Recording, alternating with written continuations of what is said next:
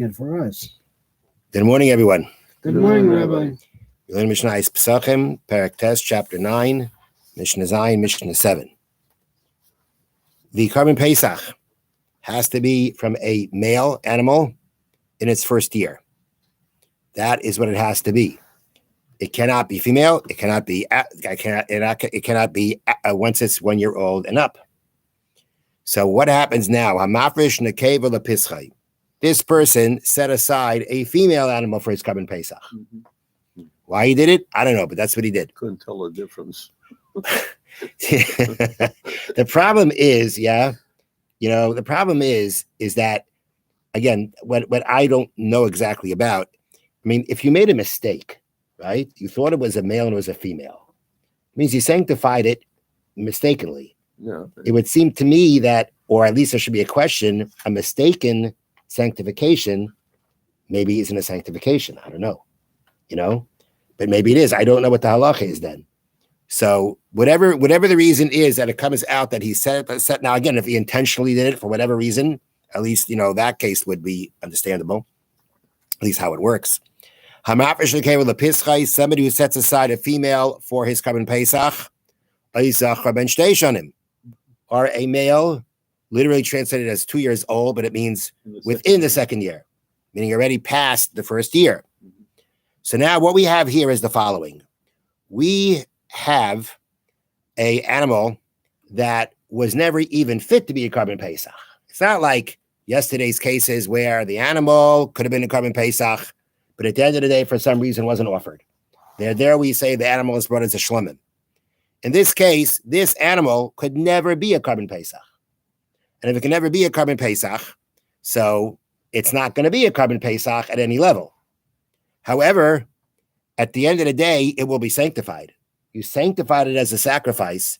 There's going to be sanctification taking hold of this animal. At least its value becomes sanctified.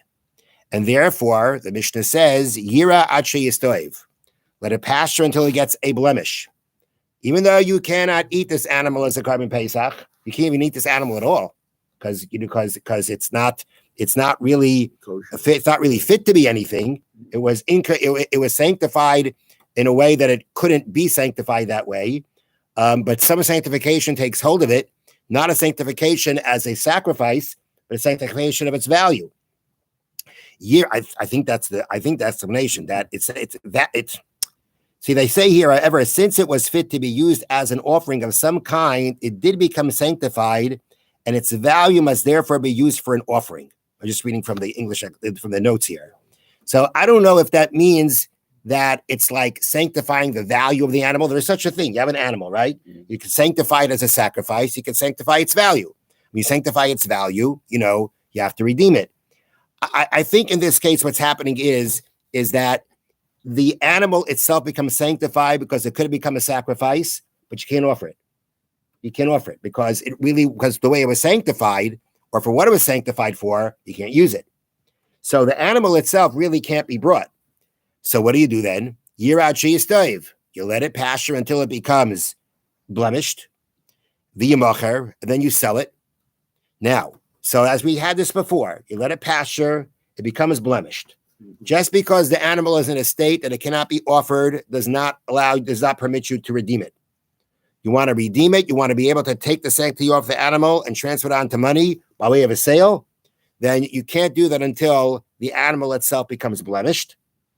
And then now the animal is blemished. Now I redeem it, right? I transfer the sanctity through the sale. I transfer the sanctity of the animal to the money. The animal now is regular chulin. Do what you want with it. Have a barbecue. Right? What do you with the money now? What status does the money have? In the case before, where we had a Karban Pesach, where it was sanctified as a Karban Pesach, but couldn't be brought, and then we allowed it to pasture and get a blemish, and then redeem it. We use the money to buy a shlomim, because then we say anything of an animal that was supposed to be a Karban Pesach and wasn't brought, or the value of it, what it's redeemed onto, bring it as a shlomim. But here it couldn't be a Karban Pesach. So what do you do with the money? The answer is v'yiplu damav l'nedava, which means, and then the money falls or goes to the voluntary communal offerings. Now we'll explain what that means in a second. But the point is that being that the sanctity of this animal, and thus the sanctity of the money, really has no specific usage, right? What are you going to use it for? But it was sanctified. There's sanctity here. It goes for communal offerings. It goes for voluntary communal offerings. It goes to the base of Migdash. Now let me read to you here how they explain it. There were 6 collection chests set up in the base of Mikdash marked voluntary communal offerings.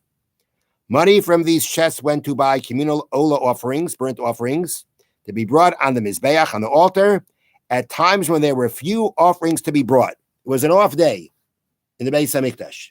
And there weren't too many people offering any kind of sacrifices. So you never want to have the altar just being idle. And therefore, there were these voluntary offerings that were brought. Where were they brought from? The answer is they had these chests where the money was put into. And one of the examples, or one of the cases where you put the money into the voluntary communal offerings is this case, where the animal was sanctified in a way that it could not be sacrificed. And now its sanctity is a sanctity that you can't really do. What's it sanctified for? It wasn't sanctified correctly to begin with. What's it sanctified for? In this kind of situation, you can use this sanctified money to buy these voluntary communal offerings. Now we call them communal, not because they were communal, not because they were kavanah tzibur. They had the status like a musaf offering, a carbon tamid. But the point is that there was no specific person bringing it. It was the Beis Hamikdash bringing it from whoever's money was put in here, because they had to put the money in there they had to do something with that money, that sanctified money. So in our case, since the female or overage animal was never acceptable to be used as a Pesach, it became sanctified as a Pesach. Therefore, there's no reason for it to be used as a shlomim either, since only an unused Pesach becomes a shlomim. However, since it was fit to be used as an offering of some kind, it did become sanctified, and its value must therefore be used for an offering. With nothing else for it to be used for, the money goes for the collection chest. Nothing to use it for. It was designated for a carbon Pesach, could be used for a carbon Pesach, but there's sanctity here, but it's not really specified for anything. So now it's used for these communal voluntary offerings. Okay? So that's the point.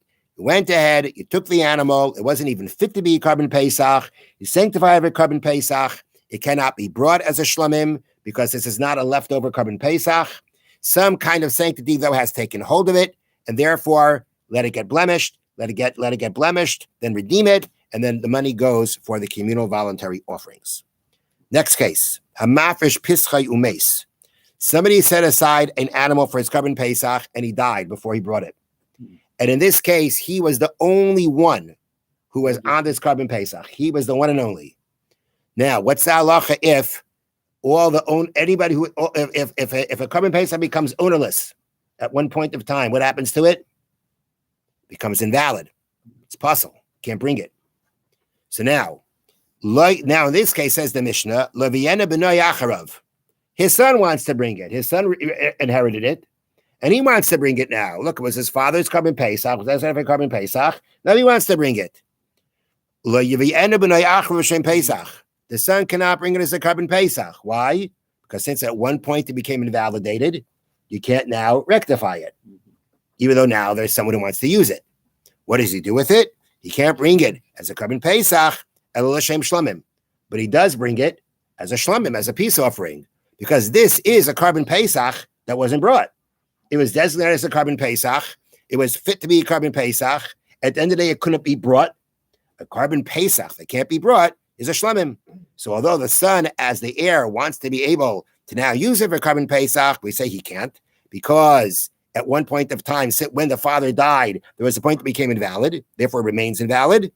But he now brings it as a carbon shlamim because it is like any other carbon Pesach that was left over, that was not offered.